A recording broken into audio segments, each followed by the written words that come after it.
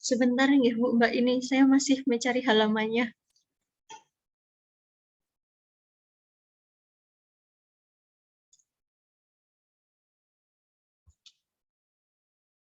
Oh, nggih. Ini saya baca sampai ayat berapa nggih Bu, Mbak? 10 ayat aja Mbak, nanti bisa Oh, langsung dimulai. Satu nggih, dia sudah rawuh. Nggih. nggih.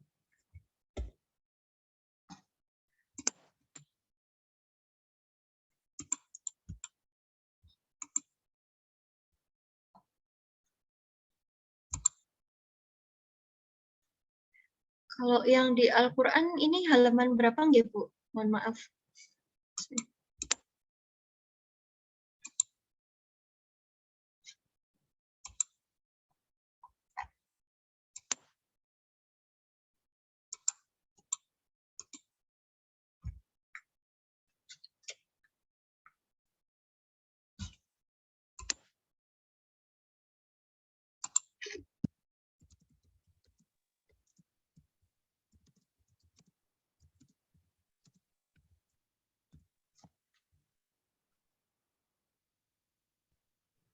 Mbak.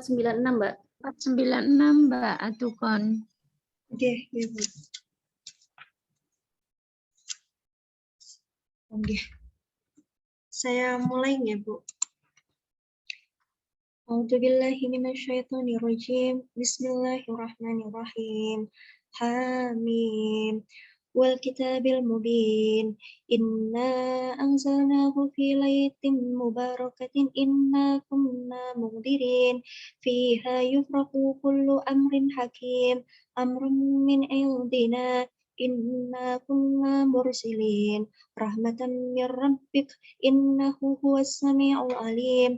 Rabbis samawati wal ardi wa ma bainahuma in kuntum muqinin. La ilaha illa huwa yuhyi wa yumit. Rabbukum wa rabbu abaikumul awwalin. Bal hum fi syakki yal'abun. Fartaqib yawma ta'fis sama'u bidukhanin mubin. Sadaqallahul azim. Ini saya sekalian bacakan artinya nggih Bu. Hamim, demi kitab Al-Quran yang jelas, sesungguhnya kami menurunkannya pada malam yang diberkahi. Sungguh kamilah yang memberi peringatan. Pada malam itu dijelaskan segala urusan yang penuh hikmah, yaitu urusan dari sisi kami. Sungguh kamilah yang mengutus rasul-rasul. Sebagai rahmat dari Tuhanmu, sungguh Dia Maha Mendengar, Maha Mengetahui. Tuhan yang memelihara langit dan bumi dan apa-apa yang ada di antara keduanya, jika kamu orang-orang yang meyakini. Tiada ada Tuhan selain Dia, Allah. Dia yang menghidupkan dan mematikan. Dialah Tuhanmu dan Tuhan nenek moyangmu dahulu. Tetapi mereka dalam keraguan. Mereka bermain-main. Maka tunggulah pada hari ketika langit membawa kabut dan tampak jelas. Sadaqallahul azim. Demikian tilawah surat Al-Dukhan pada kajian sore ini. Semoga dengan dibacakannya ayat suci Al-Quran ini dapat menambah keberkahan dan juga kelancaran pada kajian sore ini. Amin ya rabbal alamin. Selanjutnya yakni acara inti, yaitu kajian tafsir yang akan disampaikan oleh Ustadz Rudi Hartanto dengan tema tafsir surah Al-Qadar. Kepada Ustadz Rudi, monggo kami persilahkan.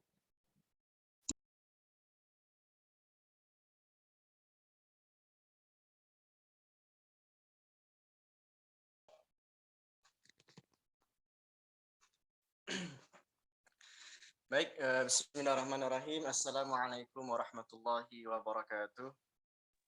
Waalaikumsalam warahmatullahi wabarakatuh. Alhamdulillah, wassalatu wassalamu ala rasulillah wa ala alihi wa ashabihi wa man tabi'ahu bi ihsanin ila yaumiddin amma ba'du. Alhamdulillah, akhwat wal ummahat fillah rahimakumullah, pada kesempatan sore hari ini, sore yang sangat cerah, dan alhamdulillah ini adalah menjadi pertemuan kita di bulan Ramadan di hari yang ke-7. Di hari yang ke-7 ini alhamdulillah kita masih diberi kekuatan, keistiqomahan dalam beribadah dan menjalankan ibadah puasa khususnya. Dan lebih-lebih adalah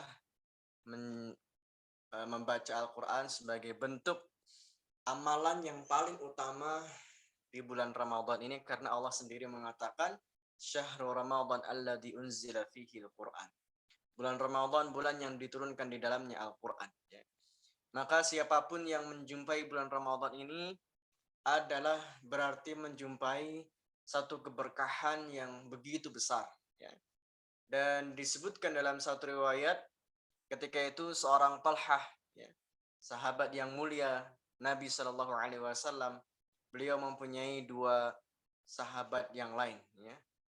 Dan ternyata sahabatnya Talhah yang pertama ini, beliau wafat lebih duluan, ya, dalam sebuah peperangan dan mendapatkan kesyahidan. Ya. Namun ternyata sahabatnya yang kedua, yang masuk Islamnya bareng dengan sahabat yang pertama, wafat juga di medan perjuangan, medan peperangan, mendapatkan kesyahidan, namun waktunya 1 tahun setelahnya. Ya. Waktunya 1 tahun setelahnya.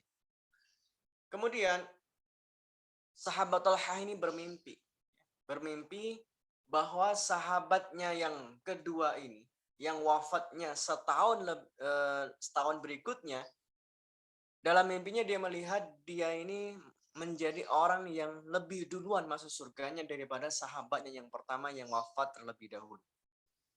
Jadi sama-sama masuk Islam, kemudian waktunya juga bersamaan, kemudian wafatnya, gugurnya itu juga di medan perjuangan, di medan jihad, mendapatkan kesyahidan. Namun ternyata sahabat yang nomor 2 yang wafat setahun setelahnya itu lebih dulu masuk surga. Lebih duluan masuk surga. Maka dia sampaikan kepada para sahabat yang lain, dan informasi ini terdengar sampai telinga Nabi Shallallahu Alaihi Wasallam. Maka sahabat Talha pun bertanya, kenapa bisa demikian ya Rasulullah? Yang seharusnya kan secara logika, secara perhitungan, orang yang pertama tadi yang masuk surga duluan, yang wafat gugur di medan perjuangan, mendapatkan kesyahidan yang lebih dulu, seharusnya yang masuk surga. Tapi kenapa yang wafatnya setahun setelahnya baru masuk surga duluan? Maka Nabi mengatakan sesungguhnya sahabatmu yang nomor 2 tadi adalah karena di tahun berikutnya dia masih mendapati bulan Ramadan. Dia masih mendapati bulan Ramadan. Sehingga sahabat yang kedua inilah yang menjadikan dia bisa masuk surga duluan. Artinya apa? Bahwa Ramadan begitu mulianya. Allah memberikan kelebihan, keutamaan, dan fadilah yang begitu besar kepada siapa yang menemuinya. Maka satu ketika Rasulullah duduk di Masjid Nabawi dan menyebut kalimat amin, amin, amin. Para sahabat kemudian tercengang dan bertanya-tanya, ya Rasulullah, apa yang kau doakan sehingga engkau mengatakan kalimat amin? Maka Nabi Shallallahu Alaihi Wasallam mengatakan, ketahuilah bahwasanya malaikat Jibril telah berdoa kepada Allah dengan mengatakan, sungguh celaka orang yang dipertemukan dengan bulan Ramadan, namun dosa-dosanya belum diampuni. Namun dosa-dosanya belum diampuni. Maka Rasulullah mengiyakan apa yang menjadi doanya malaikat Jibril ini. Ya. Sehingga ini yang menjadi kewaspadaan kita semuanya. Ya. Tidak semua orang berhasil mendapati bulan Ramadan. Tidak semua orang. Ya. Dan apa dalilnya tidak semua orang? Dalam ayat yang sering kita baca, ayat puasa itu mengatakan kutiba alaikumusiyam kama kutiba 'alal ladzina min qablikum la'allakum tattaqun. Jadi dalam ayat ini menyebutkan dengan kalimat la'alla. Apa artinya la'alla? La'alla itu adalah sebuah kalimat yang dengan sigat taraji. Taraji itu adalah dari kata raja, harapan. Jadi kalimat la'allakum tattaqun maknanya bisa kita artikan adalah moga-moga. Ya. Moga-moga manusia itu menjadi orang yang bertakwa dengan dipertemukan bulan Ramadan. Ya. Sehingga Tidak semua orang, dan Allah tidak mengatakan diwajibkan kalian berpuasa, niscaya kalian menjadi orang bertakwa. Tidak demikian. Tidak dengan kalimat niscaya kalian menjadi orang bertakwa. Tapi Allah mengatakan dengan kalimat la'allakum, agar kalian bertakwa. Jadi semoga saja kita menjadi orang yang bertakwa, yang berhasil mendapati bulan Ramadan ini dengan penuh prestasi-prestasi amal saleh. Karena dalam hadis Nabi juga Rasul menyebutkan rubba shaim. Berapa banyak orang yang berpuasa, laisa lahu min siyamihi ilal ju'i wal 'atash, dan tidak ada baginya pahala puasa melainkan hanya lapar dan dahaga. Di sini disebutkan dengan kalimat rubba shaim, berapa banyak orang yang berpuasa tapi hanya mendapati Ramadan atau puasa ini hanya lapar dan dahaga. Berarti tidak semua orang. Maka akhwat wal ummahat fillah rahimakumullah, menjadi kewaspadaan kita semuanya. Kalau demikian, karena tidak semua orang menjadi orang yang bertakwa di bulan Ramadan ini, tidak semua orang nanti yang akan sukses menjalaninya, maka giat-giatlah kita untuk senantiasa memperbanyak ibadah kita di bulan suci Ramadan. Lebih-lebih sholatnya, kemudian tilawah Qur'annya, ya, kemudian doa-doanya, ini semuanya yang akan mengantarkan kita kepada la'alakum tattaqun. Moga-moga kita menjadi orang yang bertakwa. Kemudian saudaraku sekalian yang dirahmati Allah, di sore hari ini kita akan mengkaji satu surat yang bertepatan dengan bulan Ramadan ini, adalah surah Al-Qadr. Ya. Namun sebelumnya saya bacakan terlebih dahulu ayatnya. A'udzu billahi minasy syaithanir rajim. Bismillahirrahmanirrahim. Inna anzalnahu fi lailatul qadr. Wa ma adraka ma lailatul qadr. Lailatul qadri khairum min alfi syahr. تنزل الملائكة والروح فيها بإذن ربهم من كل أمر سلام هي حتى مطلع الفجر. Akhwat wal ummahat fillah rahimakumullah, kita akan kaji surat Al-Qadr ini. Mulai dari ayat yang pertama, inna anzalnahu fi lailatul qadar. Sesungguhnya kami telah menurunkan. Hu itu adalah biasanya kita artikan dia atau nya, ya. Maka hu di sini adalah tidak lain melainkan Allah ingin mengatakan bahwa kami telah menurunkan Al-Qur'an. Fi lailatul qadar, di malam Lailatul Qadar. Di malam Lailatul Qadar. Nah, makna inna di sini sesungguhnya kami. Sehingga mungkin ada orang yang kemudian sebagaimana Abu Lahab, Abu Jahal, ya, yang mereka tidak meyakini keesaan Allah Subhanahu wa taala. Bahkan orang-orang kafir pun juga ada dari sebagian mereka, bukan sebagian. Ya, orang-orang musyrik juga demikian.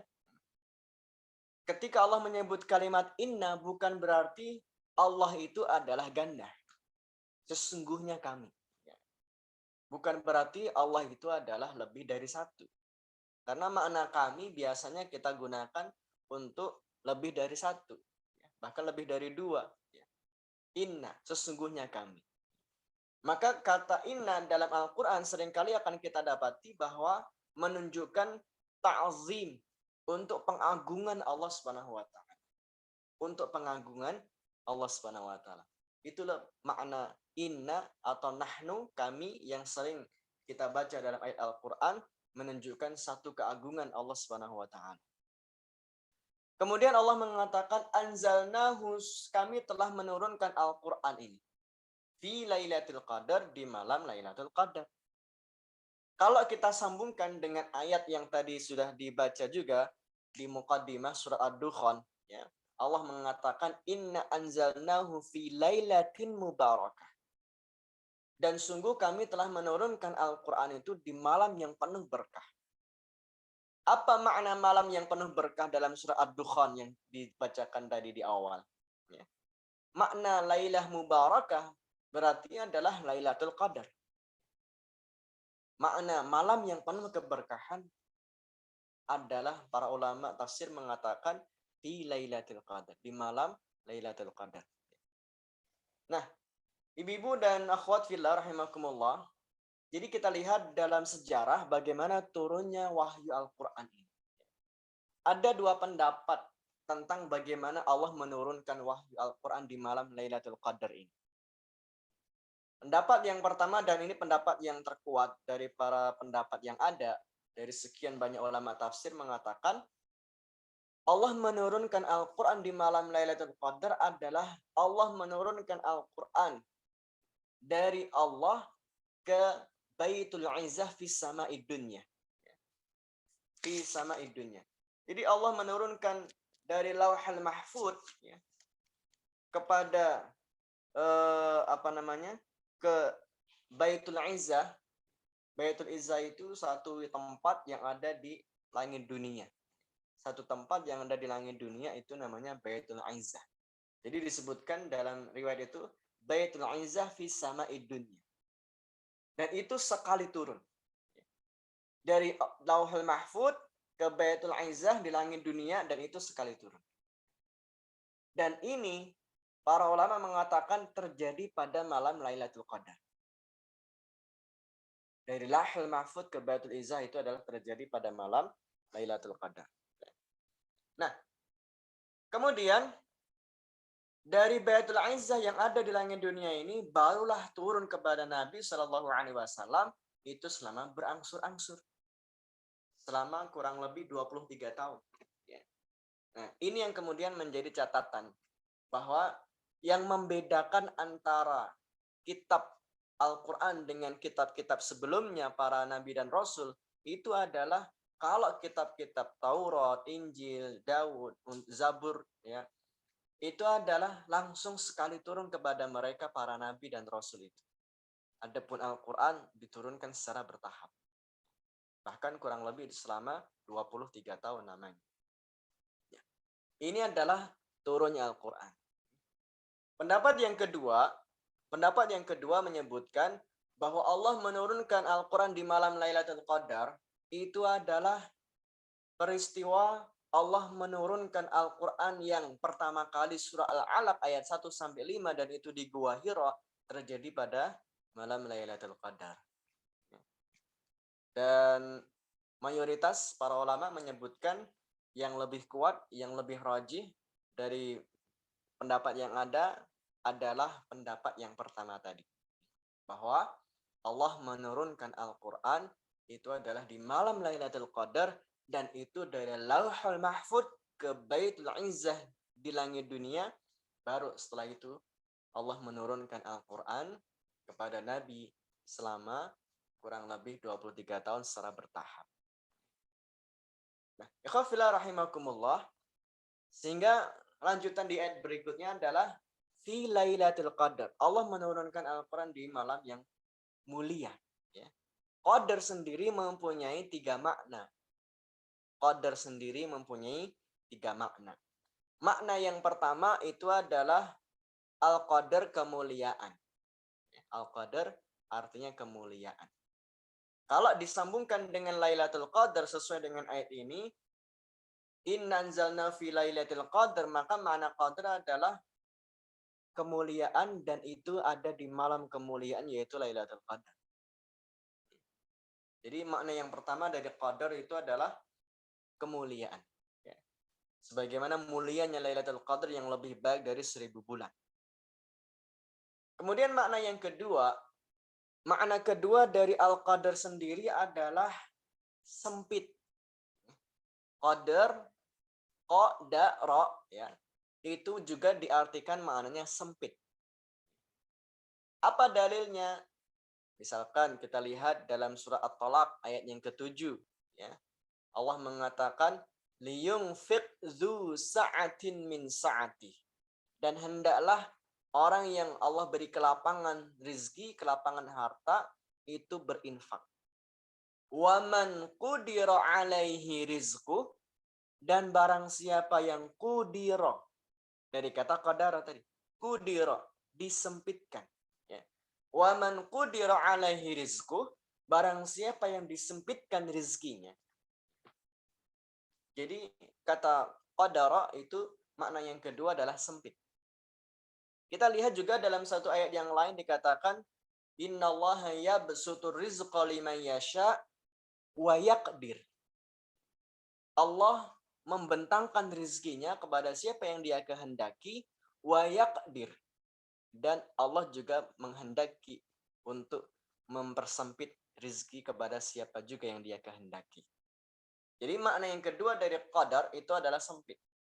Kalau dikaitkan dengan Lailatul Qadar, maka mempunyai makna bahwa ketika Allah Subhanahu wa taala di malam Lailatul Qadar itu mengutus hampir mayoritas semua malaikat yang ada di langit untuk turun ke muka bumi ini, sehingga jalan-jalan di langit dunia, jalan-jalan yang ada di langit itu menjadi sempit karena saking banyaknya jumlah malaikat yang Allah turunkan di malam Lailatul Qadar. Sehingga tidak ada jalan lagi bagi syaitan untuk melewati jalan-jalan yang ada di langit karena semuanya sudah dipenuhi oleh para malaikat. Makanya di antara tanda Lailatul Qadar itu adalah tidak ada meteor jatuh. Di antara tanda Lailatul Qadar itu adalah tidak ada meteor jatuh. Dan meteor sendiri itu mempunyai fungsi adalah rujuman lisyayatin, untuk melempar syaitan yang ingin mencuri informasi langit. Nah, karena jalan-jalan langit sudah dipenuhi oleh para malaikat, tanazzalul malaikah, ya. Sehingga disitulah tidak ada celah lagi bagi syaitan untuk mencuri informasi langit, ya. Dan kemudian menjadi makna yang kedua dari kata qudira, ya, artinya sempit, adalah karena dipenuhi oleh para malaikat langit-langit yang ada. Nah, ini makna yang kedua, kata qadara, ya. Kemudian makna yang ketiga. Makna yang ketiga dari kata qadara, yang pertama tadi adalah kemuliaan. Kemudian yang kedua adalah kesempitan. Yang ketiga, makna qadara itu mempunyai makna dari kata takdir. Dari kata takdir. Nah, kalau kita maknai takdir itu kan juga asal katanya adalah qaddar, ya. Qaddar, ya. Nah, apa hubungannya dengan Lailatul Qadar, takdir itu? Dalam surah Ad-Dukhan yang tadi dibacakan di awal, ketika Allah mengatakan inna anzalnahu fi lailatin mubarakah. Kami turunkan Al-Qur'an itu di malam yang penuh berkah, fiha yufraqu kullu amrin hakim. Yang di malam Lailatul Qadar itu kami tetapkan segala urusan. Kami tetapkan segala urusan. Jadi makna qadar yang ketiga adalah dari kata takdir, ketetapan. Maka Allah Subhanahu wa taala menetapkan takdir seseorang yang itu sifatnya tahunan, yang sifatnya adalah tahunan, dan itu penetapannya pada malam Lailatul Qadar. Penetapannya pada malam Lailatul Qadar. Jadi kalau kita bicara takdir, takdir itu ada yang namanya takdir azali, takdir yang sudah sejak awal Allah menuliskan semuanya sampai nanti hari kiamat, ya. Sejak 50.000 tahun sebelum penciptaan langit dan bumi, ya, Allah sudah tuliskan semuanya. Nah, itu takdir yang tidak bisa berubah lagi. Sudah menjadi ketetapan Allah. Takdir azali. Kemudian ada namanya takdir umri. Takdir umri itu dari kata umur. Jadi Allah ketika menetapkan takdir manusia, ketika manusia di usia yang ke-40, 4 bulan ya, atau 120 hari di alam rahim, disitulah Allah meniupkan roh dan menuliskan takdir manusia. Itu namanya takdir umri. Maka dalam banyak hadis, banyak riwayat kita membaca ketika Allah meniupkan roh ke dalam jasad seorang manusia di alam rahim, dan di situ mulai ada kehidupan, dan sekaligus Allah menuliskan 4 hal baginya. 4 hal Allah tuliskan baginya, yaitu adalah tentang ajalnya, kemudian tentang rizkinya, kemudian tentang amalnya, dan yang terakhir, yang keempat adalah tentang apa ibu-ibu? Bukan jodoh, ya, bukan jodoh, ya, tentang bahagia atau celakanya di dunia nanti, ya. Tentang bahagia atau celakanya di dunia. Jadi tidak tertulis ternyata jodoh gitu. Jadi jodoh tidak tertulis. Ya memang semuanya sudah tertuliskan. Tapi ternyata dalam riwayat itu menyebutkan 4 hal yang Allah tuliskan ketika manusia sudah di usia 120 hari. Saat juga Allah meniupkan roh ke dalam jasad manusia, itu adalah sekali lagi tentang ajal, tentang rizki, tentang amalnya, dan tentang bahagia atau susahnya. Ya. Nah, ini takdir umri. Ada berikutnya takdir sanawi. Takdir sanawi itu takdir yang sifatnya tahunan. Takdir sanawi itu sifatnya tahunan. Ya. Jadi perubahan takdir tahunan itu Allah tetapkan di malam Lailatul Qadar. Di malam Lailatul Qadar setiap tahun. Dan berikutnya juga adalah takdir yaumi atau takdir yang sifatnya harian, dan itu dalilnya dalam surat Ar-Rahman, kulla yaumin huwa fi sya'n. Di setiap hari Allah mengurusi urusan-urusan manusia, ya. Sehingga Bapak Ibu, mohon maaf tidak ada bapak-bapak. Biasanya kalau bicarakan bapak-bapak, ibu-ibu, nah gitu, ya. Mohon maaf. Jadi ibu sekalian dan akhwat fillah, makanya kalau kita melihat dalam satu riwayat yang lain juga nih, dalam satu riwayat yang lain dikatakan begini, la yuradul qada illa du'a. La yuradul qada illa du'a. Tidak ada yang bisa merubah takdir kecuali doa, ya kan? Dan dalam surah Ar-Ra'd juga Allah mengatakan, innallaha la yughayyiru ma biqaumin hatta yughayyiru ma bi anfusihim. Allah tidak merubah kondisi suatu kaum melainkan dia merubah dirinya sendiri. Jadi dengan usaha, dengan ikhtiar, dengan doa, semuanya bisa berubah. Ya. Maka dahsyatnya doa itu bisa merubah takdir. Nah, kalau ada pertanyaan, katanya takdir itu sudah ditetapkan. Kok bisa berubah dengan doa dan usaha? Ya. Maka bisa kita jawab, ibu-ibu, bahwa takdir yang bisa berubah itu adalah takdir yang sifatnya yang poin ketiga dan 4 tadi. Takdir yang sifatnya harian dan tahunan itu yang bisa berubah, ya, dengan doa dan usaha manusia. Yang menjadi catatan penting garis bawah berikutnya adalah perubahan-perubahan itu semuanya itu sudah juga tertulis sebenarnya di takdir yang pertama tadi yang tidak bisa berubah. Nah, itu takdir, ya. Sehingga kalau kembali kepada makna qadar, ya, yang ketika tadi kita sebutkan adalah takdir. Dan jika dikaitkan dengan malam Lailatul Qadar adalah bahwasanya Allah menetapkan takdir manusia itu adalah di malam Lailatul Qadar. Maka qadar mempunyai 3 makna, ya. Qadar yang pertama adalah kemuliaan, dan itu dikaitkan dengan Lailatul Qadar berarti malam Lailatul Qadar lebih mulia dari 1000 bulan.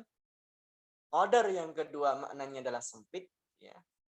Jika dikaitkan dengan Lailatul Qadar maka jalan-jalan yang ada di langit adalah semuanya sempit karena banyaknya malaikat yang turun.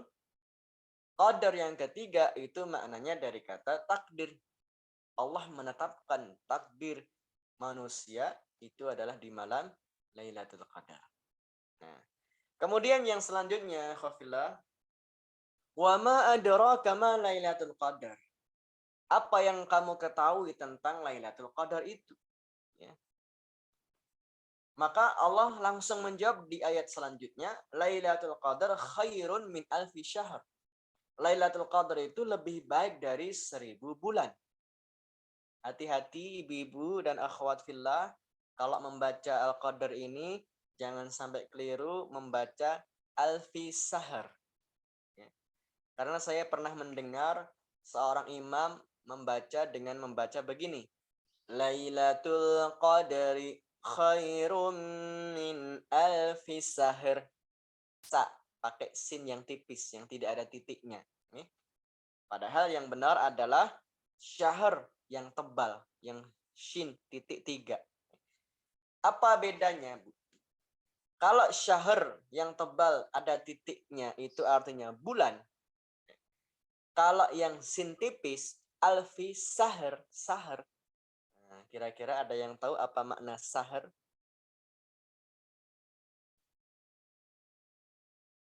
Bisa dituliskan, boleh di chat room kalau ada yang tahu makna syahr atau langsung juga boleh. Yang tidak ada titiknya, yang sin tipis, syahr. Ya. Ada yang tahu? Ibu-ibu, akhwat? Tidak ada. Ya. Syahr itu maknanya adalah begadang. Begadang. Nah, ketika itu saya pernah mendengar imam membaca surat Al-Qadar ini dan terbacanya demikian. Khairum min alfis syahr. Ya.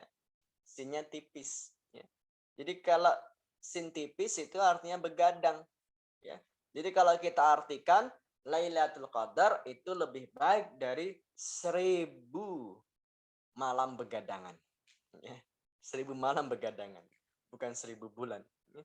Tapi 1000 malam begadangan. Nah, jadi maknanya sangat fatal kalau salah membacanya. Ya. Maka tajwidnya harus benar. Ya. Bukan sahar, tapi yang benar adalah khairun min alfi syahr. Ya. Dengan shin yang tebal.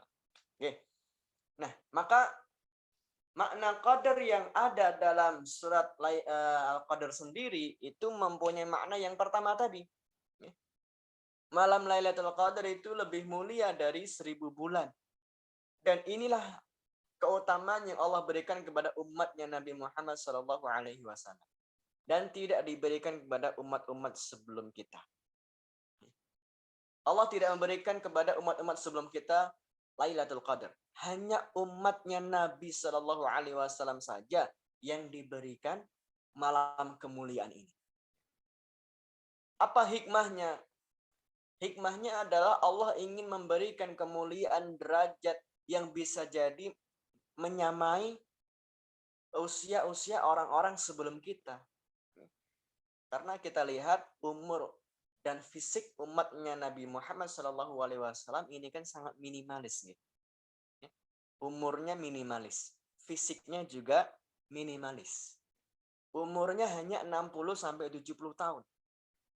Kalau kita lihat umat-umat sebelum kita, Nabi Nuh diceritakan bahkan sampai 950 tahun. Nabi-nabi setelah Nabi Nuh juga masih ratusan tahun. Tapi umur umatnya Nabi hanya 60-70. Ini dari sisi waktu, dari sisi usia. Dari sisi fisik, kita ini juga minimalis dari umat-umat sebelum kita. Diceritakan, diriwayatkan dalam beberapa hadis bahwa di antara sifat yang Rasul sampaikan tentang Nabi Adam misalkan adalah 60 hasta tingginya. Jadi umat-umat sebelum kita ini tingginya bermeter-meter, ya. Tingginya itu bermeter-meter. Ya. Kalau kita umur atau fisiknya umatnya Nabi Muhammad ini hanya tingginya paling banter ya 2 meter. Yang lebih 2 meter itu ya sedikit lah. Mungkin hanya pemain basket saja nih. Pemain basket itu kan rata-rata ya 2 meter lebih itu nih. Bahkan sudah ingin mencapai ring. Jadi fisiknya umatnya Nabi Muhammad ini minimalis. Usianya juga minimalis. Tapi ada keutamaan yang tidak diberikan kepada umat-umat sebelum kita. Dan diantaranya adalah malam Lailatul Qadar. Maka meskipun umur kita hanya 40, 50, 60, 70 dan sangat sedikit yang melampaui dari 70, tapi ketika dia mendapati Lailatul Qadar, dan itu lebih baik dari 1000 bulan. 1000 bulan itu maknanya adalah sekitar 83 tahun. Berarti kebaikan yang kita miliki maka cukup banyak dan bisa jadi menyaingi umat-umat terdahulu. Dan bisa jadi bahkan melebihi keutamaan umat-umat terdahulu yang mereka usianya ratusan tahun. Kalau kita misalkan hidup di dunia ini sudah 40 tahun misalkan, ya, sudah 40 tahun. Dan kalau misalkan kita 40 tahun itu berarti kan kita menemui dikurangi usia sebelum usia akil balik misalkan 30 tahun Ramadan. Kita bertemu dengan 30 Ramadan misalkan selama hidup kita. Kalau misalkan kita hanya bertemu dari 30 Ramadan itu menemui 5 Lailatul Qadar saja, ya kan? 5 Lailatul Qadar saja. Berarti 83 tahun kali 5, ya sekitar berapa, Bu? 400-an tahun ya. 400-an ya. Jadi kebaikan kita setara dengan kita beribadah selama 400-an tahun. Nah, inilah yang kemudian Allah berikan keutamaan kepada umatnya Nabi Shallallahu Alaihi Wasallam dengan diberikan Lailatul Qadar ini. Dan di antara kelebihan yang lain yang Allah berikan kepada umatnya Nabi Muhammad ini adalah bahwa meskipun kita ini umat yang terakhir di muka bumi ini, tapi umat yang akan masuk surga duluan adalah umatnya Nabi Muhammad SAW. Dan umatnya Nabi Muhammad adalah umat yang terbanyak di antara umat-umat yang sebelumnya. Maka Allah berikan keutamaan. Meskipun kita di akhir zaman, umat akhir zaman, maka masuk surganya ternyata duluan. Dan Rasulullah adalah pemegang kunci surga. Maka inilah yang kemudian Allah berikan keutamaan kepada Nabi Shallallahu Alaihi Wasallam dan umatnya. Nah, kembali kepada surah Al-Qadar tadi, Ibu. Bahwa Lailatul Qadar khairum min alfi syahr. Malam Lailatul Qadar itu lebih baik dari 1000 bulan. Artinya 83 tahun sekian kita melaksanakan ibadah tanpa henti. Dan di antara kemuliaan Lailatul Qadar, Allah mengatakan di ayat yang selanjutnya, tanazzalul malaikatu warruhu fiha biidni rabbihim min kulli amr. Tanazzalul malaikatu warruhu fiha biidni rabbihim min kulli amr. Malaikat berangsur-angsur turun. Jadi kata tanazzal itu dari kata nazala. Nazala itu artinya turun. Tanazzala itu artinya turunnya bertahap, berangsur-angsur. Terus malaikat turun. Jadi tidak sekali turun. Kalau sekali turun itu Allah mengatakan dengan kalimat nazala. Tapi di sini dengan kalimat tanazzala. Berarti maknanya turunnya terus-menerus. Malaikat terus-menerus turun ke langit dunia, ya. Dan atas perintah Allah tentunya. Bahkan disebutkan warruh. Warruh dalam ayat ini dimaknai adalah malaikat Jibril. Ya. Maka kita bacakan di antara penafsiran yang disebutkan oleh Ibnu Katsir dalam ayat ini adalah yuksiru tanazzalul malaika fi hadhihi lailah likasrati barakatiha.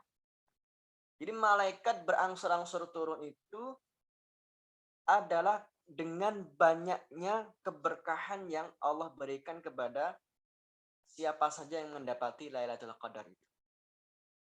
Walil malaika yatanazzalun ma'a tanazzalul barakah warahmah. Seiring turunnya malaikat, maka Allah juga menurunkan di situ adalah barakah dan rahmat.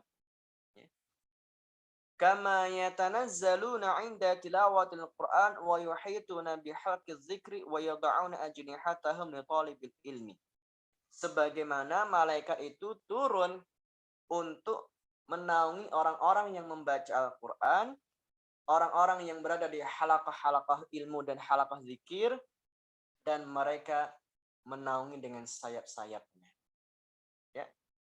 Nah, jadi di sini makna tanazzalul malaikatu warruhu fiha adalah bagaimana Allah menugaskan para malaikat itu turun berangsur-angsur disertai dengan turunnya barakah dan rahmat dari Allah Subhanahu wa taala, sebagaimana malaikat juga menaungi ya orang-orang yang mereka berada dalam halaqah-halaqah ilmu, halaqah zikir, dan orang-orang yang membaca Al-Qur'an serta berada dalam majelis-majelis ilmu.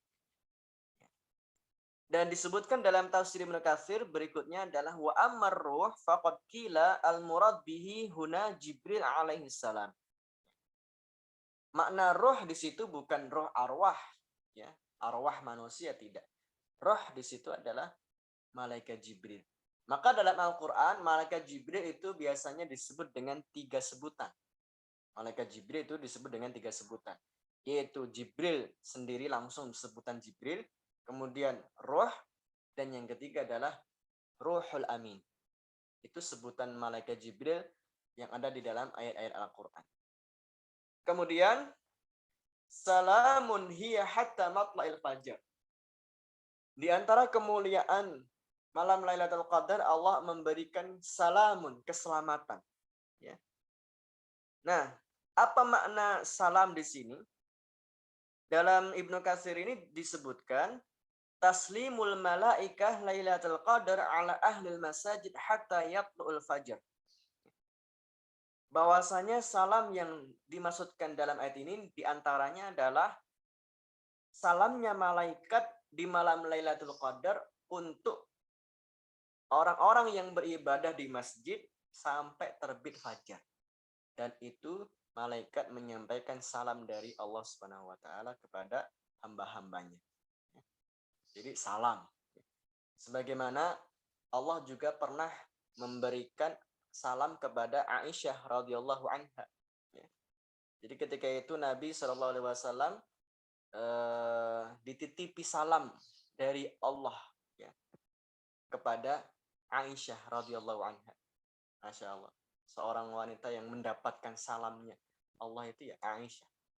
Jadi malaikat dititipi salam oleh Allah untuk disampaikan kepada orang-orang yang beribadah dan mendapatkan Lailatul Qadar sampai terbit fajar. Kemudian makna salam yang kedua adalah mempunyai arti keselamatan. Keselamatan artinya berarti dia akan selamat dari gangguan-gangguan, baik yang sifatnya hissi maupun ma'nawi, yang sifatnya terlihat maupun yang tidak terlihat. Ya. Allah akan selamatkan dia dari gangguan-gangguan dari terbenam matahari sampai terbitnya fajar. Nah, itu makna salam. Sehingga Allah mengatakan salamun hiya hatta matla'il fajar. Nah, kemudian ibu-ibu yang dirahmati Allah dan akhwat fillah, di tafsir Ibnu Katsir berikutnya dikatakan tentang apa tanda Lailatul Qadar itu. Dan kapan Lailatul Qadar itu. Rasulullah mengatakan taharrau Lailatul Qadar fi 'ashril awakhir. Carilah malam Lailatul Qadar itu di malam yang terakhir dari 10 hari Ramadan. Lebih-lebih adalah fil witr, di malam-malam yang ganjil. Di malam-malam yang ganjil. Dari sekian banyak riwayat, banyak yang menyebutkan 23, 25, 27, 29. Ada semua riwayatnya. Tapi yang pasti hampir semua mayoritas tentang riwayat-riwayat yang menyebut bahwa malam Lailatul Qadar itu adalah selalu malam yang ganjil. Kita jarang menemukan malam yang genap Allah menurunkan Lailatul Qadar. Dan kalaupun ada, itu biasanya hadisnya dhaif. Kalaupun ada, itu hadisnya dhaif. Ya. Misalkan ada satu riwayat yang menyebutkan Lailatul Qadar Lailah 24. Lailatul Qadar itu adalah malam yang ke-24. Dan ternyata di sini hadisnya dhaif. Ya. Jadi mayoritas riwayat yang ada tentang Lailatul Qadar itu menyebutkan tentang malam yang ganjil di 10 hari terakhir. Hanya saja kita tidak dikasih tahu tanggal berapanya. Ya. Kalau Allah ngasih tahu tanggal berapa turun Lailatul Qadar, masjid akan penuh hanya satu malam saja. Masjid akan penuh hanya satu malam saja. Selain malam itu akan sepi, bahkan nggak ada orang. Ya. Allah kalau ngasih tahu malam Lailatul Qadar kapan akan terjadi seperti itu. Ya. Mungkin masjid-masjid akan penuh semuanya, ya, nggak akan muat.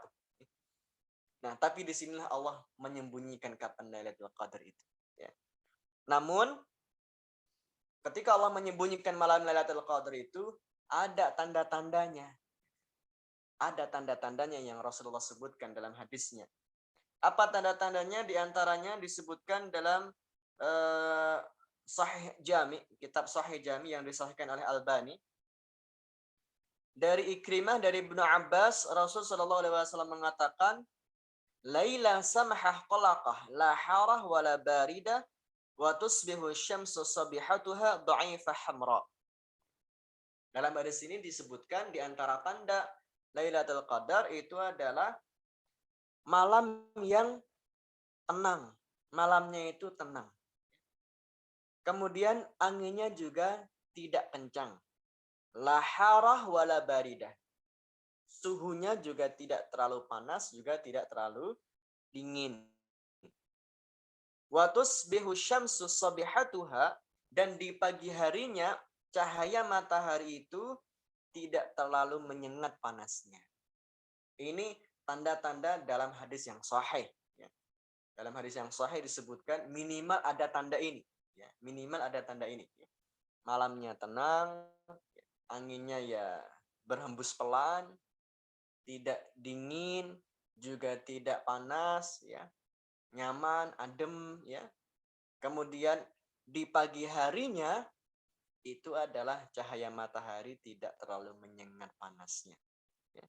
Dari sekian banyak riwayat yang ada tentang Lailatul Qadar, di antara tanda-tandanya ini yang paling sahih. Ya. Ini yang paling sahih. Ya. Jadi di sini kita mengambil satu pelajaran bahwa turunnya malam Lailatul Qadar itu adalah di 10 hari terakhir dan lebih-lebih di malam yang ganjil. Ya. Nah, kemudian pertanyaan berikutnya adalah bagaimana caranya untuk mendapatkan malam Lailatul Qadar itu? Rasulullah sudah memberikan pesan kepada kita. Ya. Ketika Rasul sudah masuk di 10 hari terakhir, maka beliau aiqadha ahlahu, membangunkan keluarganya, istrinya, ya. Dan syadda mizar, ya. Mengencangkan ikat pinggang. Artinya lebih sungguh-sungguh lagi untuk menghidupkan malam. Dengan apa? Dengan banyak amal ibadah yang bisa kita lakukan. Mulai dari tilawah Al-Quran, mentadabburi Quran, ya, sedekahnya di malam hari itu, kemudian zikirnya, ya, kemudian mungkin juga ada majelis ilmunya juga, ya. Jadi semua amalan, sholat sunnahnya, ya, bisa dilakukan di situ, doa-doanya, itu amalan-amalan yang bisa kita lakukan saat menghidupkan malam Lailatul Qadar. Ya. Nah, dan akan lebih kondusif lagi kita mengerjakan amalan-amalan yang seperti ini adalah ketika kita di masjid. Makanya ada syariat iktikaf. Ya. Iktikaf 10 hari terakhir. Ya. Dan ternyata ada riwayat juga yang menyebutkan bahwa Aisyah radhiyallahu anha, beliau juga melakukan iktikaf di masjid. Aisyah juga pernah melakukan iktikaf di masjid dengan membuat satu bilik tersendiri yang itu jauh dari pandangan manusia. Ya. Nah, dalam hadis yang lain juga disebutkan bahwa setelah Rasulullah wafat, istri-istri Nabi pun juga yang lainnya ikut serta dalam ibadah iktikaf di masjid. Ya, setelah wafatnya Nabi, istri-istrinya Nabi yang lain juga ternyata mengikuti langkah Aisyah untuk melakukan iktikaf di masjid. Ya. Nah, kemudian yang menjadi pertanyaan, bagaimana kalau masjid itu tidak melayani atau tidak menerima akhwat atau ummahat? Ya. Apakah bisa Lailatul Qadar itu kita gapai dengan kita beribadah di rumah? Pertanyaannya begitu. Jadi siapapun yang menghidupkan malam dengan amal-amal ibadah, meskipun dia beribadahnya di rumah, maka insya Allah kesempatan mendapatkan Lailatul Qadar itu juga bisa kita dapat. Ya. Jadi bukan hanya di masjid saja. Kalau ternyata memang di masjid itu kita tidak bisa mengkondisikan diri, karena bisa jadi tidak ada tirai penutupnya yang akhirnya mungkin dengan terlihatnya muncul fitnah dan sebagainya, ya. Maka kalaupun harus di rumah amal ibadahnya menghidupkan malam, insya Allah juga masih kita mendapati Lailatul Qadar. Bagaimana yang wanita yang sedang haid datang bulan, apakah juga bisa mendapatkan Lailatul Qadar? Insya Allah masih mempunyai kesempatan dia mendapatkan Lailatul Qadar selama dia dalam kondisi haid, dalam kondisi datang bulan ini juga menghidupkan malamnya dengan ibadah-ibadah. Tentu selain sholat. Bisa ibadah-ibadah yang lain. Baik ibadah zikir, ya. Kalau membaca Quran, ya ada beberapa pendapat.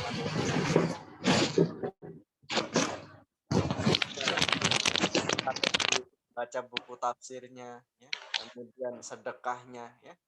Jadi ini yang bisa kita lakukan ketika mungkin kita dalam kondisi haid, ya, tidak bisa melaksanakan sholat qiyamul lail, tapi semua amalan selain sholat itu insya Allah masih bisa kita lakukan dan masih berkesempatan untuk mendapatkan malam Lailatul Qadar. Kemudian yang selanjutnya, apa di antara tanda orang mendapatkan Lailatul Qadar itu? Apakah ada tanda secara fisik maupun non fisik bahwa seseorang itu mendapatkan malam kemuliaan Lailatul Qadar? Ya. Secara fisik tentu tidak dijelaskan secara pasti, ya. Dan tidak ada dalil yang menyebutkan seseorang kalau dapat malam Lailatul Qadar wajahnya jadi putih gitu, ya, kulitnya jadi memutih, glowing, ya kan? Tidak ada dalil yang pasti yang menyebutkan demikian, ya. Namun yang pasti adalah siapapun yang mendapatkan malam kemuliaan Lailatul Qadar, ibadahnya jauh lebih rajin, lebih giat daripada yang sebelumnya, dan dia senantiasa bisa beristiqomah dengan amalan-amalannya.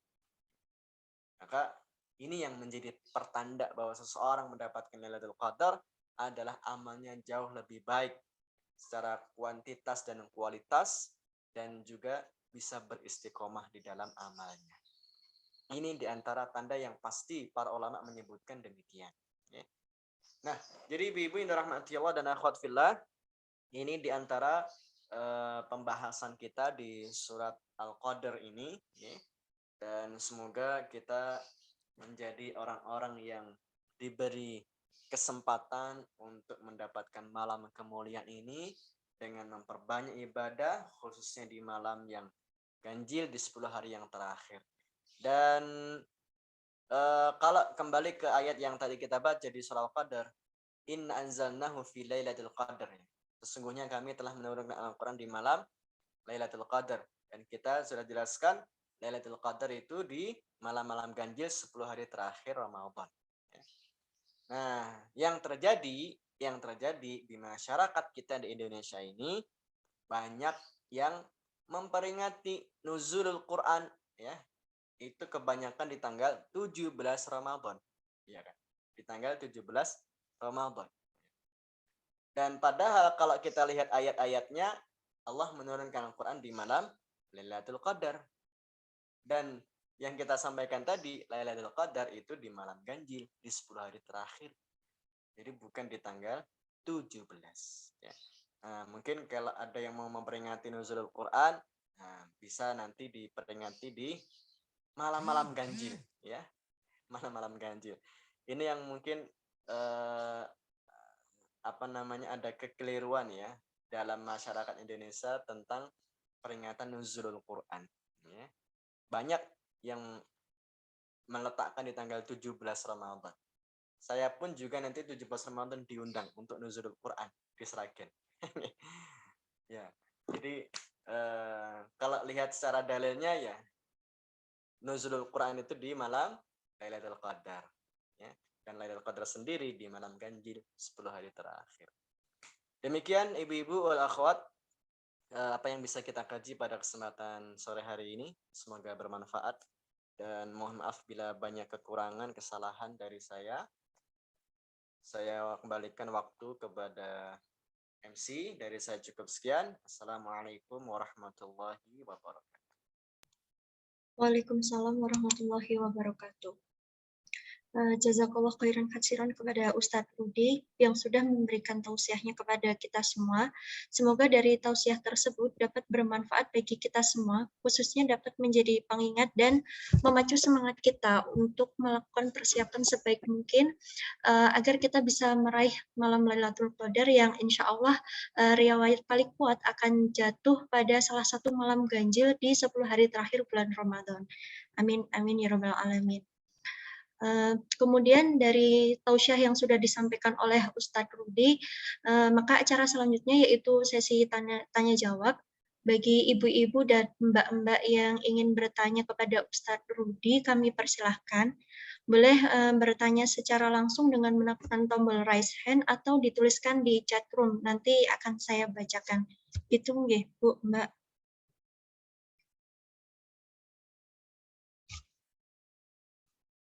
Monggo, apakah ada yang ingin bertanya?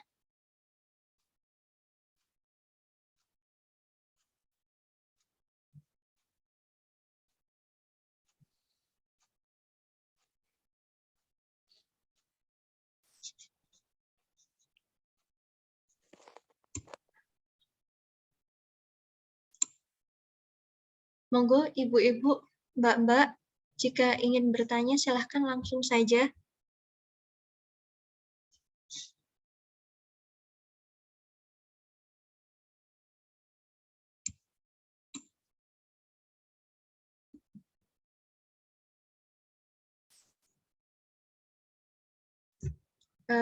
Ini Ustadz ada yang bertanya dari Mbak Owe.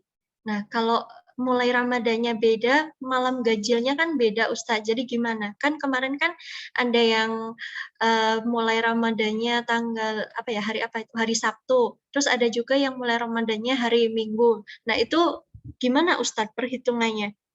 Monggo Ustadz silahkan dijawab.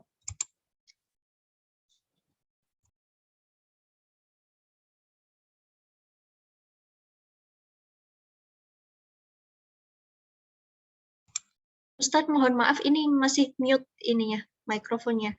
Iya. Mohon maaf. Baik.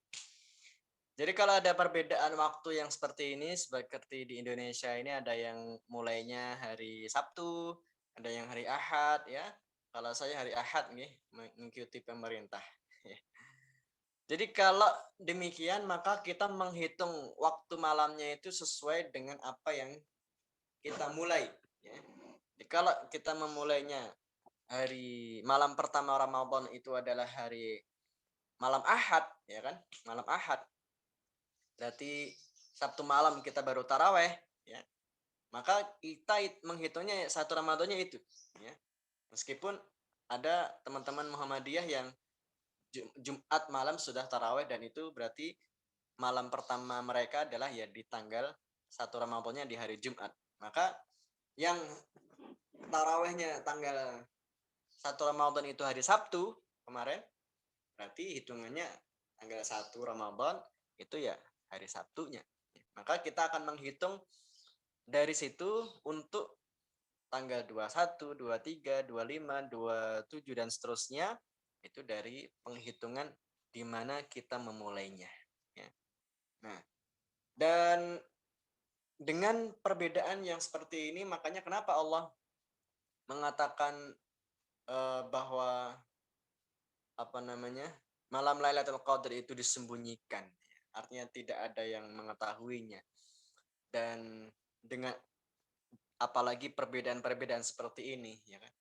Berarti hikmahnya adalah Allah memberikan Lailatul Qadar itu yang pasti di malam ganjil, tapi karena kita nggak tahu kapan malam ganjilnya dan apalagi ditambah perbedaan, ya kan?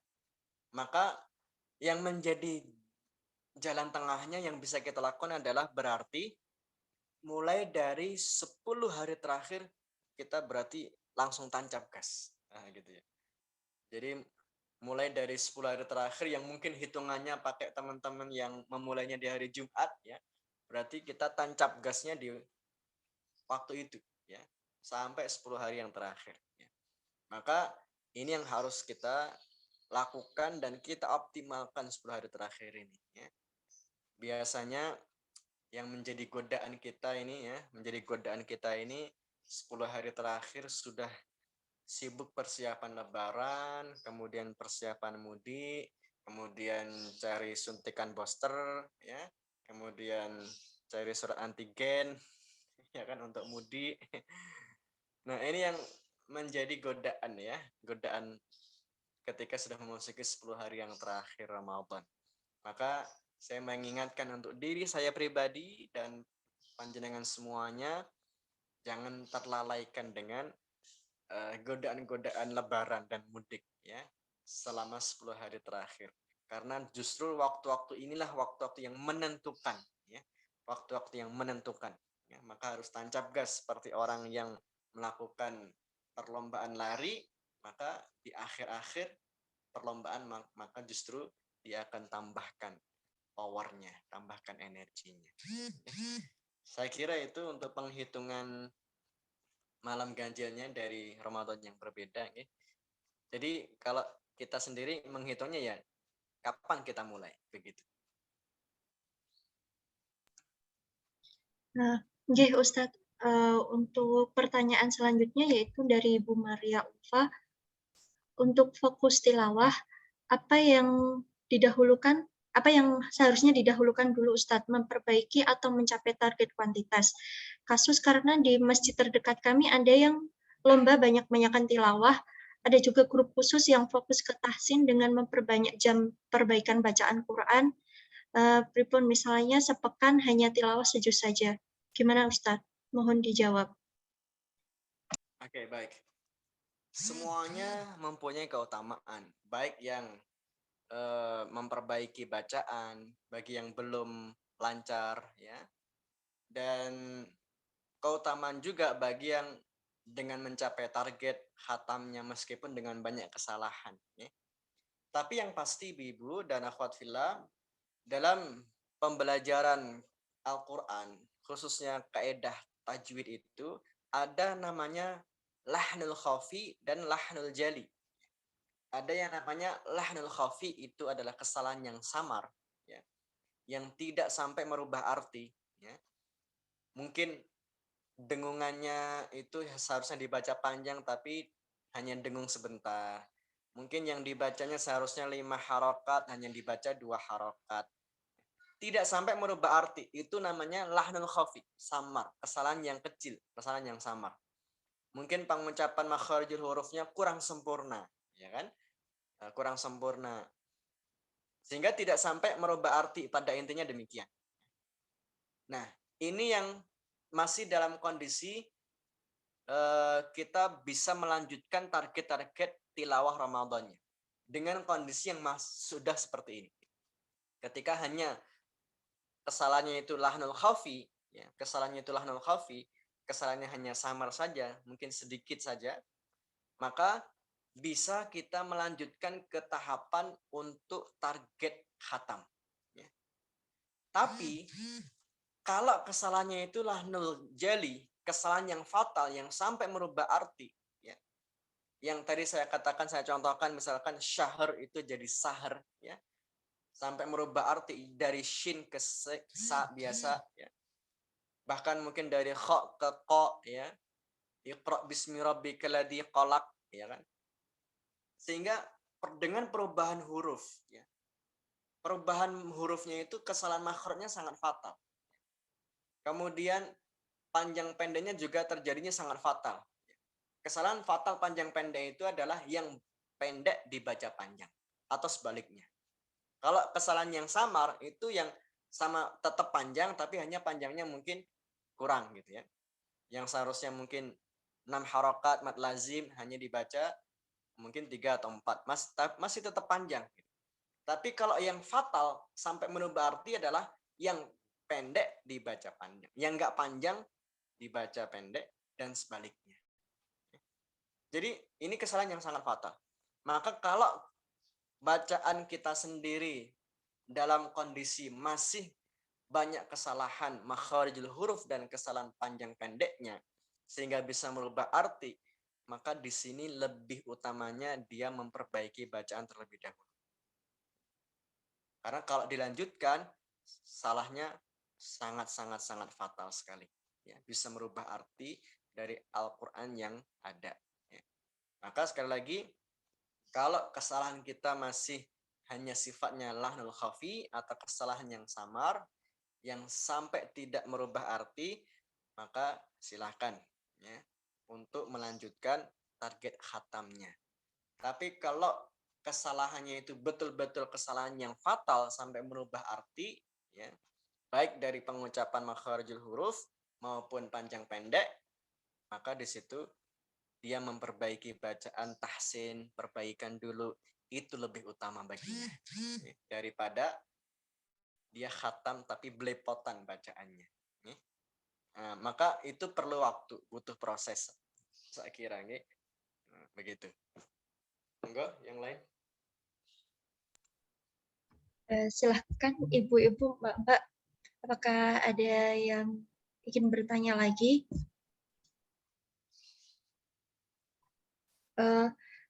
Ini saya juga ingin bertanya Ustadz, untuk apa ya?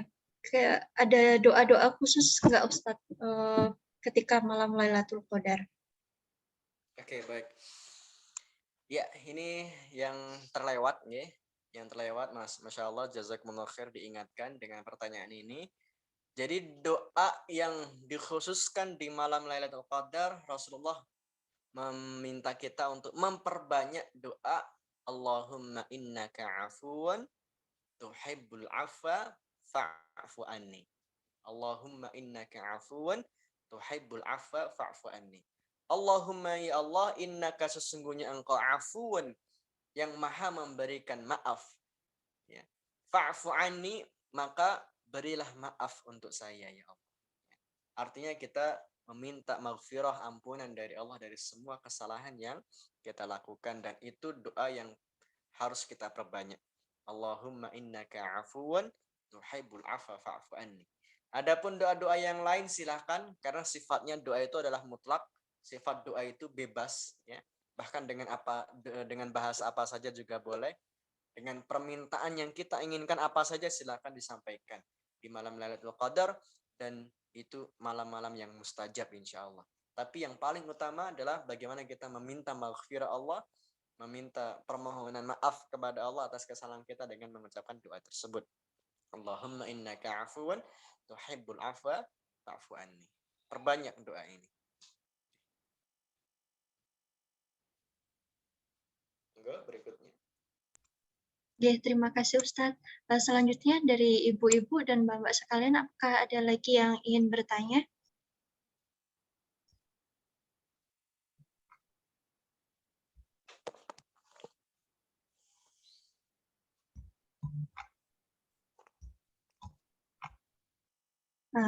Baik, jika sudah tidak ada pertanyaan, maka saya akan membacakan rangkuman sekilas tentang kajian tafsir surah Al-Qadar pada sore hari ini. Untuk langsung saja, pada ayat pertama surah Al-Qadar, sesungguhnya kami Allah telah menurunkan Al-Quran di malam Lailatul Qadar. Hubungannya dengan surat Ad-Dukhan adalah Al-Quran diturunkan di malam yang penuh berkah, sehingga malam Lailatul Qadar adalah malam yang penuh dengan berkah. Bagaimana cara Allah menurunkan Al-Quran? Pendapat paling kuat adalah Allah menurunkan Al-Quran dari Lauh Mahfuz ke Baitul Izzah, yaitu suatu tempat di langit dunia pada malam Lailatul Qadar pada sekali turun. Terus kemudian dari Baitul Izzah diturunkan ke Rasulullah secara berangsur-angsur kurang lebih selama 23 tahun. Dan ini yang membedakan Al-Quran dengan kitab-kitab yang lainnya, yang mana kitab-kitab yang lainnya ini diturunkan langsung kepada Nabi atau Rasul. Kemudian untuk ayat yang kedua, Allah menurunkan Al-Quran di malam yang mulia. Makna qadar itu ada 3, yaitu yang pertama kemuliaan, artinya malam Lailatul Qadar lebih mulia dari 1000 bulan. Yang kedua, qadar artinya sempit, ini hubungannya dengan Lailatul Qadar adalah jalan-jalan di langit menjadi sempit karena saking banyaknya malaikat yang turun ke langit bumi. Kemudian arti yang ketiga yaitu qadar adalah ketetapan atau takdir. Artinya Allah menetapkan takdir tahunan manusia pada malam ini. Kemudian ayat yang ketiga adalah apa yang kamu ketahui tentang malam Lailatul Qadar, disambut dengan ayat keempat yaitu malam yang lebih baik daripada 1000 bulan. Artinya adalah kurang lebih 83 tahunan kita melakukan ibadah tanpa henti. Sehingga makna qadar adalah lebih dekat pada malam kemuliaan dan hanya diberikan kepada umat Rasulullah. Hikmahnya adalah Allah ingin memberikan kemuliaan pada umat Nabi Muhammad sehingga kita bisa menyamai amalan-amalan umat yang sebelumnya, karena dari segi umur dan fisik umat Rasulullah itu adalah jauh lebih pendek umurnya dan lebih kecil fisiknya. Kemudian meskipun kita umat terakhir, tetapi yang akan masuk ke surga terlebih dahulu adalah umat Nabi Muhammad SAW. Kemudian dari ayat kelima, malaikat berangsur-angsur turun ke langit dunia atas perintah Allah. Ini maksudnya adalah bagaimana Allah memerintahkan malaikat untuk menaungi orang-orang yang berhalaqah untuk diberikan banyak barokah dan rahmat kepada siapapun yang mendapati malam Lailatul Qadar. Kemudian ayat yang ke-6, di malam Lailatul Qadar Allah memberikan keselamatan. Maksudnya adalah Allah menitipkan salam kepada hamba-hamba yang melakukan ibadah sampai terbit fajar. Kemudian Allah akan menyelamatkan hamba-hambanya dari gangguan makhluk yang tidak terlihat di malam Lailatul Qadar. Selanjutnya tanda-tanda Lailatul Qadar yaitu malamnya tenang, anginnya tidak kencang, suhunya tidak terlalu panas dan dingin, dan di pagi hari cahaya matahari tidak terlalu menyengat panasnya. Ini dari hadis yang paling sahih. Kemudian cara mendapatkannya bagaimana? Yaitu kita lebih bersungguh-sungguh lagi dalam beribadah, lebih banyak untuk melakukan amalan-amalan seperti sholat sunnah, tilawah, sedekah, doa, kajian, dan lain sebagainya. Untuk akhwat, apakah kalau tidak bisa di masjid bagaimana? Insya Allah kalau ibadah di rumah juga bisa mendapatkan Lailatul Qadar. Kalau bagaimana jika sedang haid? Insya Allah masih bisa mendapatkan Lailatul Qadar dengan ibadah-ibadah yang lain selain sholawat dan tilawah, misalkan bisa dengan sedekah atau zikir. Untuk tanda seorang mendapatkan malam Lailatul Qadar, secara fisik tidak ada perubahan fisik, namun yang pasti insya Allah ibadahnya jauh lebih baik dan giat dan istiqomah dalam amalan-amalannya. Untuk doa khusus Lailatul Qadar yaitu kita dianjurkan untuk memperbanyak doa Allahumma innaka afuwun tuhibbul afwa fa'fu anni. Para hadirat, sampailah kita di penghujung acara yakni doa bersama yang akan dipimpin oleh Ustadz Rudi. Monggo Ustadz. Baik, kita akhiri perjumpaan kita sore hari ini dengan berdoa. A'udzubillahi minasyaitonirrajim. Bismillahirrahmanirrahim. Hamdan syakirin, hamdan na'imin, hamdan yuafi ni'amahu wa yukafi'u mazidah. Ya Rabbana lakal hamdu kama yanbaghi li jalali wajhika wa 'azimi sultanik. Allahumma salli wa sallim ala sayyidina Muhammad wa ala alihi wa ashabihi waj'alna ma'ahum bi rahmatika ya arhamar rahimin. Allahumma rabbana zalamna anfusana وإن لم تغفر لنا وترحمنا لنكونن من الخاسرين لا إله إلا أنت سبحانك إنا كنا من الظالمين لا إله إلا أنت سبحانك إنا كنا من الظالمين ربنا لا تزغ قلوبنا بعد إذ هديتنا وهب لنا من لدنك رحمة إنك أنت الوهاب ربنا هب لنا من أزواجنا وذرياتنا قرة أعين واجعلنا للمتقين إماما اللهم إنا نسألك رضاك والجنة ونعوذ بك من سخطك والنار اللهم ارزقنا ليلة القدر اللهم ارزقنا ليلة القدر اللهم ارزقنا ليلة القدر اللهم ارحمنا بالقرآن واجعله لنا إماما وهدى ونورا ورحمة. اللهم ذكرنا منه ما نسينا، اللهم علمنا منه ما جهلنا، اللهم رزقنا تلاوته آناء الليل وأطراف النهار. ربنا إنك عفو تحب العفو فاعف عنا. اللهم ربنا إنك عفو تحب العفو فاعف عنا. ربنا آتنا في الدنيا حسنة وفي الآخرة حسنة وقنا عذاب النار. سبحان ربك رب العزة عما يصفون وسلام على المرسلين والحمد لله رب العالمين. Alhamdulillahirrabbilalamin. Jazakallah Ustaz Rudi.